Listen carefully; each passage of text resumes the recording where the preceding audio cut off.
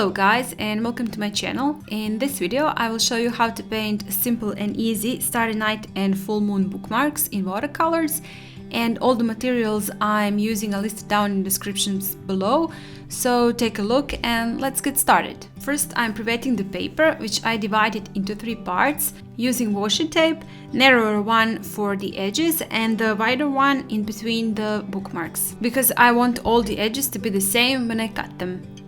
As you could have seen, first I prevetted the paper and then started to paint. Colors I am using are Ultramarine, Mother Lake Red Light, Primary Blue, Indigo, and later on I will also use Cadmium Yellow Medium, Sap Green, and Payne's Gray. The brush I'm using is a round brush in larger size. Mine is actually size number 12, and I'm tapping in the color, the pigment in my paper. I'm taking a large amount of pigment in my brush because I want the colors to be saturated, even though we will do another layer when this one dried to get this beautiful starry night effect. And as we don't want any more layers, we have to take enough pigment in our brush right now to make it enough saturated. For the second layer, I did not prevet my paper because I don't want the colors to dilute when I place them on it. And I'm also making those round strokes as on previous layer to make that beautiful starry night effect. Since I want the corners of my bookmarks to be the darkest, that is where I'm placing indigo color, which is also the darkest color I'm using for the sky. And cadmium yellow medium is the lightest color I'm using, which I am placing in the lowest part of my sky because I want to make an impression that the sun is setting there. After the paint dry, you can use any round object you have to draw where you're gonna paint a moon, and I'm using quite a large ball compared to the size of my bookmark because I want the moon, my moon, to stand out and to really make an impression on that bookmark. As the color of my background is pretty dark, well, I don't think that white watercolors would be visible on that dark background, so I'm using a white gouache, which is of course far more opaque than watercolors.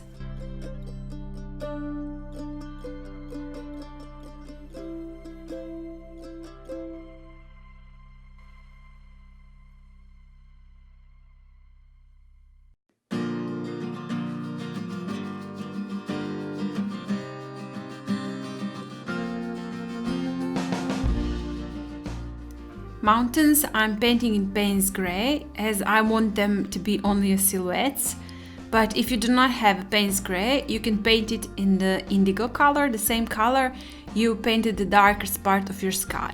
This is the flat brush I'm gonna use to sprinkle some stars, and if you do not have that sort of a brush, you can use an old toothbrush, but just make sure to clean it properly before. Now I am adding some details and texture to the moon with a detail brush and white gouache.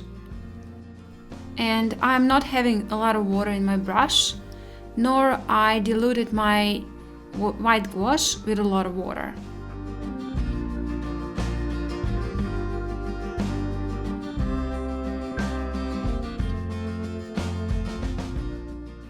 Afterwards, I'm smudging it a little bit with a smaller round brush.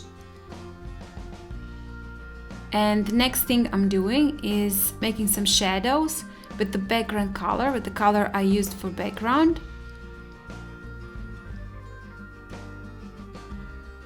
And then I'm using indigo color to make even darker shadows.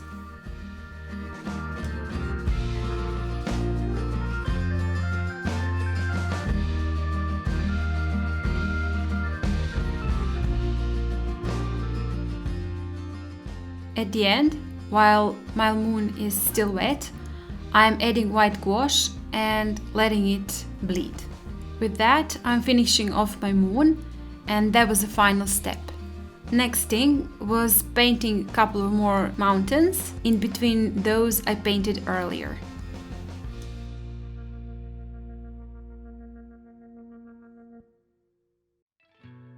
Couple of more splashes with white gouache. And at the end, I decided to draw a couple of more shooting stars with a white gel pen. And if you do not have a white gel pen, you can also, of course, use a white gouache or maybe a white marker. With that, we are finishing off with our painting. Just need to cut it into bookmarks. I hope you had fun. I hope you had enjoyed it. And well, if you do like this video, please hit the like. And if you haven't still, please subscribe to my channel, share this video, and I hope you'll join me also next time. Bye!